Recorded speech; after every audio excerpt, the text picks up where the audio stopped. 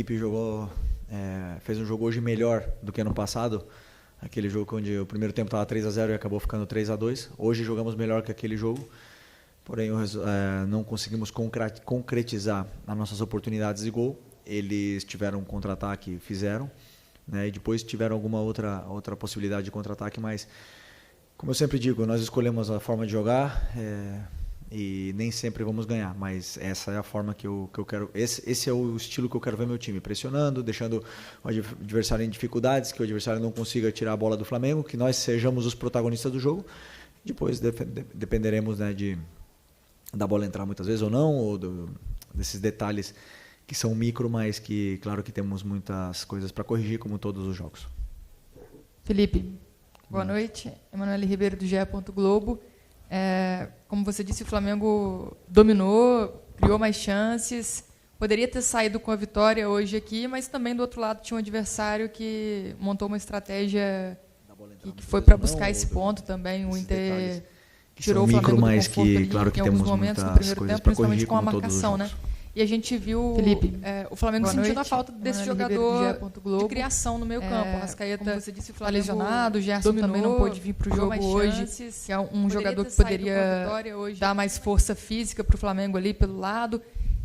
Sem o Arrascaeta, o Alcaraz emprestado, como que o Flamengo vai buscar uma solução para essa criação ali no meio de campo? O que você acha que dá para fazer no elenco? Hoje você foi com 4 atacantes para o jogo, mas o que você acha que dá para fazer com esse elenco nessa questão do meio campo ali? Estou bem servido. Tinha inúmeras possibilidades para começar o jogo. É verdade que a data FIFA é complicada, porque os jogadores chegam... por exemplo, o exemplo do Plata chegou com 2 jogos 90 minutos e com duas viagens de 7 ou 8 horas, né? Então, chegou sem condição de jogo. Gerson, Arrascaeta, todos esses. Mas quando falta um jogador, a gente sente falta. Claro que sente falta. Sentimos falta do Vinha, sentimos falta do Pedro, sentimos falta de todo jogador, porque o grupo todo disponível é mais forte. Quando falta uma peça, é uma peça a menos que nós temos para poder vencer. Mas os jogadores que entraram em campo, eu estava com plena convicção de que iam fazer um grande jogo, que iam fazer tudo o que o treinador pedisse para eles, e eles fizeram. É verdade que não tinham jogado juntos ainda, e alguns até em funções um pouco diferentes, mas que fizeram perfeitamente. E você bem disse, diante de um grande adversário, que não veio para empatar. O Inter veio para vencer o jogo. E veio para tentar tirar a bola do Flamengo e ser protagonista, e sair jogando, mas não conseguiram. E a gente conseguiu colocar o Inter defendendo em bloco baixo, na área deles, e ter que se fechar. Isso é mérito do jogo de hoje, desses jogadores. Tivemos a chance de fazer, não fizemos, porém, o futebol é assim mesmo. E sobre a criação, como eu falei, tem outras formas de conseguir fazer o time ter essa criação. Aliás, hoje não foi um problema, porque criamos chances de gol. Felipe, Raíza Simplício aqui da Gol Brasil e da revista Placar.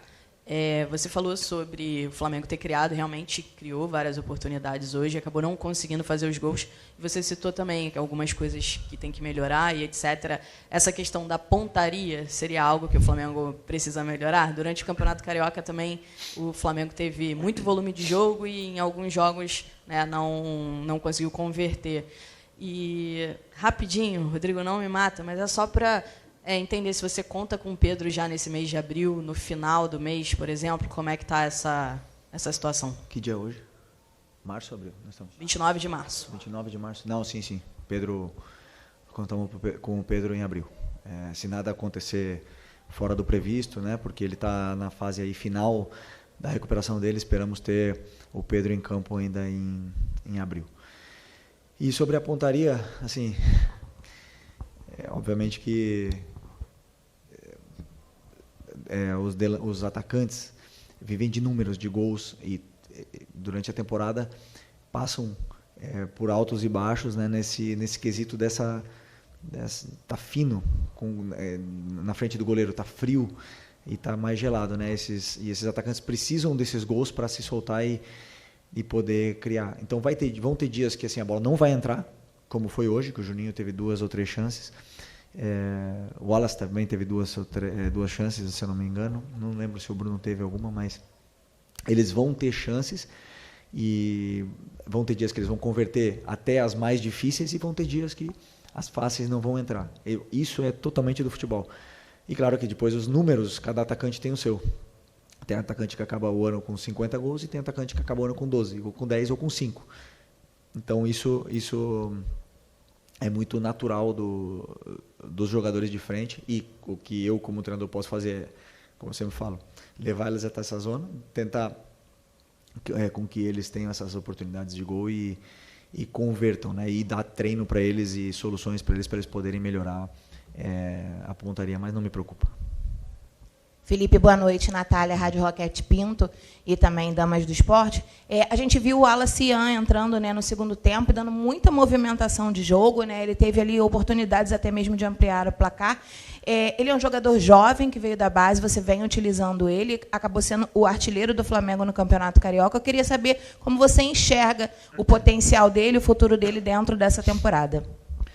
O Wallace é um jogador que tem muita ambição, tem muita vontade de vencer, e quando ele entra no campo a gente nota isso, né? Ele faz até mais do que às vezes a gente pede. Conheço muito bem ele, vem melhorando muito, vem treinando muito bem, e me dá confiança nos treinos de que eu posso contar com ele. E hoje demonstrou isso, que ele é um jogador importante no plantel, né? Aqui mais uma peça de ataque que nós temos e que o Flamengo fabricou. Então conto com ele, é um jogador importante para mim. E se não tiver minutos aqui, vai ter minutos no Sub-20, porque ele precisa continuar se desenvolvendo, mas, por exemplo, quando na falta dos atacantes, é um jogador confiável e perigoso na parte ofensiva. Boa noite, Felipe. Alano Fonseca, da Mosaico. Então, hoje você enfrentou um adversário que ele utilizou uma linha de 5 muito bem montada. E como você falou, veio para ganhar, acabou levando empate. E eu queria também entender se a substituição que você colocou Cebolinha em Plata foi realmente com o intuito de abrir mais o campo e buscar o resultado. Desculpa, hoje eu estou com a garganta. A primeira pergunta foi? Porque o Inter estava usando a linha de 5. Sim. Então, o Inter não joga com linha de 5, né? Mas hoje jogaram com linha de 5. E às vezes o treinador não prevê, não espera essas mudanças, né? Mas com as peças que a gente tinha no campo, conseguimos nos readaptarmos rápido e tentar fazer essas chances para poder vencer o jogo. E o Inter fez isso ano passado aqui no jogo. O Fernando ele tem esse costume de entrar na linha para defender com a linha de 5, e no segundo tempo ele ficou, do ano passado, tá? Ele ficou já desde o começo do segundo tempo nessa linha de 5 para parar esse nosso ataque. Uma escolha do treinador adversário, nosso time se adaptou rápido e bem sobre essa situação, e fomos dominantes, né, dominadores do jogo, mas não posso estar aqui falando, né, porque não ganhamos o jogo, mas eu não analiso o resultado, eu analiso o que eu vi no campo. E o o campo me diz é que dominamos o encontro, infelizmente não conseguimos o resultado. E desculpa a outra. Não, então tentei colocar jogadores que também estão muito bem, estão treinando com o Cebolinha treinou a semana inteira, treinou bem. E o Michael, como eu estava pedindo para ele jogar por dentro, e aí eu imaginei que já estava também cansado, estava voltando de lesão. Uma lesão grande, quis também dar esses minutos para ele, e acreditava que a entrada do Cebolinha ia potencializar mais o nosso ataque, e entrou bem. E o Plata, como eu falei, chegou exausto da viagem, não tinha condição de jogo, né? Foi recomendado que ele não jogasse. E aí a opção dele era por 30 minutos, e aí eu decidi por tirar o Luiz, que estava com um golpe na perna e já estava dando sinais de que não estava conseguindo estar solto no campo, né? Mas também poderia ter colocado o Plata de atacante, ter tirado o Juninho, por isso que eu falo que essas opções eu tenho na falta dos meias que vocês citaram antes. Mas o intuito foi, claro, foi vencer o jogo. Até a última substituição do Ayrton, e deixando o Alex de zagueiro, foi pensando em poder atacar pela lateral. Felipe, você me deu um gancho para a pergunta que eu ia fazer em relação ao Alexandro. Renato Gaúcho costumava brincar com o Soares, que ele passava o DVD, né, para o Soares, para aprender com ele sobre essa função de atacante. Eu estou numa brincadeira. Você meio que tentou replicar o que você fazia com o Alexandro hoje, nessa mudança, nesse ajuste para o segundo tempo, de trabalhar um pouco mais por dentro. Como é que você está imaginando essa dinâmica dele, principalmente nesse jogo de hoje, né? Talvez a impressão que ele tenha atuado um pouco mais centralizado, fazendo esse meio campo. Se você tem também um prognóstico em relação ao Léo Pereira. Não, eu não posso dar meu DVD para o Alexandro, porque o DVD dele é bom, hein? Não tenho muito para ensinar ali, porque é um jogador dos grandes. É um jogador dos grandes. E não é que eu coloquei ele por dentro. Eu tenho dinâmicas de ataque e faço esses automatismos onde eles têm que ocupar as posições, né? E o Alex, ele ocupa muitas vezes a posição por dentro, mas basicamente era para ele estar aberto, só que eles se entendem bem e acabam trocando as posições em alguns momentos, e ele acaba participando do jogo por dentro porque ele também tem qualidade para fazer e faz muito bem. Então, esse foi o pensamento. E o Léo Pereira, não sei, é um golpe muito forte no joelho, está com dor e não conseguiu acabar o jogo, e espero que não seja nada grave, porque Léo, altíssimo nível. Felipe, boa noite. Boa noite. Essa semana a gente teve o Dorival sendo demitido na seleção, e o seu nome foi muito citado na imprensa como possível substituto do Dorival na seleção brasileira. A gente sabe que a sua cabeça está aqui, o foco está aqui, mas não tem como a gente não perguntar. Até o presidente Bap falou que se fosse meu filho, eu falaria para o Felipe que não é o momento. Eu queria saber a sua opinião, como é que foi ter que lidar com isso essa semana, acompanhar essas notícias, como é que você está acompanhando tudo isso, né? Como é que, a gente sabe que você está focado aqui, mas comentar como é que foi a sua semana. Minha semana foi totalmente estudando e analisando e trabalhando e treinando sobre o Internacional de Porto Alegre. E assisti o jogo da seleção, fiquei muito triste pelo Dorival, porque é um grande amigo, tenho um carinho muito grande, um respeito muito grande por ele, porque ele me ajudou muito. O Dorival me ajudou muito, desejo muita sorte, sucesso, e não tenho dúvida que em breve nos estaremos enfrentando aí nos campos. E você mesmo respondeu a pergunta, o que é a realidade? A realidade é a minha semana de trabalho contra o Internacional, e vocês me conhecem, eu tenho um contrato com o Flamengo. Não tenho mais agora. A única coisa que eu penso é na Libertadores, Táchira. É a única coisa que passa na minha cabeça, mais nada. Boa noite, Felipe. Léo José do Coluna do Fla. Já aproveitando o final da resposta sobre o Táchira, esse primeiro jogo do Brasileirão contra o Internacional já se mostrou um nível de competitividade um pouco diferente do que a gente viu no Campeonato Carioca. E agora a gente vai ter um Flamengo e Táchira na quinta-feira. Esse jogo contra o Inter, ele já deu para testar algumas formas de jogo já de olho no Táchira, ou o jogo contra o time da Venezuela vai ser tudo traçado do zero? Eu nem sei como eles jogam. Nem sei que sistema eles jogam. Não conheço nem os nomes dos jogadores ainda do Táchira. Essa semana amanhã de manhã eu vou começar a estudar eles. O nível do brasileiro é muito diferente, mas nós tivemos 8 clássicos no último mês e meio. Então a gente se preparou bastante para esse momento, mas o nível do brasileiro esse jogo de hoje aqui é alto nível. Então,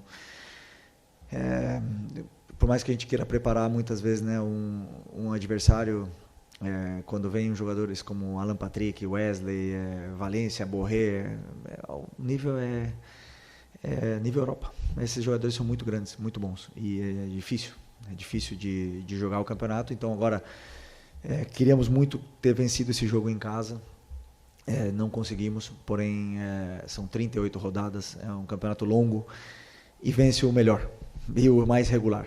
Então é importante que sejamos sinceros com o que foi feito, nós dentro do nosso vestiário sejamos sinceros com o que foi feito no jogo.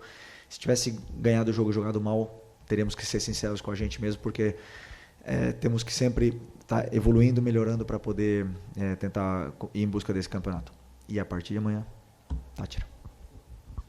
Boa noite, Felipe. Bruno Castanha, Rubro News TV e também B2 na área.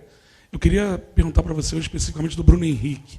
O Bruno Henrique hoje jogou numa outra função diferente, mais como meio, jogando atrás do Juninho, com bola e também sem bola na marcação e não na primeira linha, ele também marcando o Fernando, principalmente no primeiro tempo, nessa série de bola. Eu queria que você falasse para mim o que você pensou em relação ao Bruno Henrique nessa posição. Obrigado.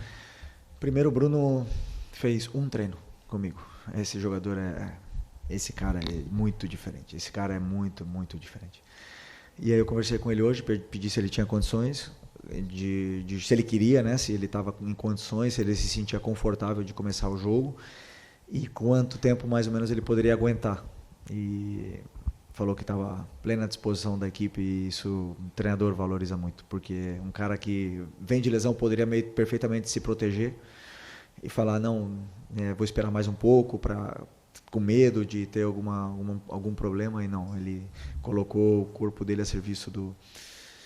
como ele sempre faz, não é nenhuma novidade para a gente, né? Então, pensei em colocar ele nessa função que ele fazia já com o Jorge Jesus, com 2 atacantes, e vindo buscar, como o Michel fica mais alto, ele vindo buscar a bola no pé, e o Juninho dando a profundidade. Então, ele sabe fazer, ele já fez, ele jogou com 2 atacantes todo 2019 e ele tem esse ataque ao espaço também que é muito bom, né? Mas o Inter tem uma qualidade defensiva também importante, sabiam que ele tinha esse poder ofensivo no espaço e conseguiram neutralizá-lo. No segundo tempo já ficou mais alto com o Michel por dentro e aí ele senti ele mais solto, né, um pouco mais assim, para mim fez um grande jogo, um grandíssimo jogo. E sobre a pressão, não é que ele estava com o Fernando, ele e o Juninho tinham que pressionar, só que eles em determinados momentos ia o Juninho, outros ia ele e acabamos pressionando um time que é difícil de ser pressionado, muito difícil de pressionar o Inter. O Inter são poucos adversários que tiram a bola do Inter, então tem mérito nesse sacrifício dos jogadores. Felipe, boa noite. Boa noite. Felipe, tem uma questão que está preocupando muito a torcida, acredito que está preocupando você também, é a questão da coxa. A gente tem o Danilo, o Gerson, o Bruno Tava, o Cebolinha, o Michael. São alguns jogadores que tiveram problema na coxa nesse começo de temporada.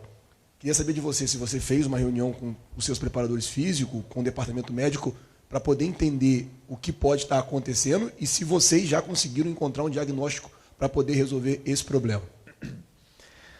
As lesões do futebol, 70% delas são posterior de coxa. É a maioria, porque o modelo de jogo pede pressionar, a sprint, pede voltar para marcar, a sprint, pede para se desmarcar no espaço, a sprint, e o músculo que mais solicita é esse.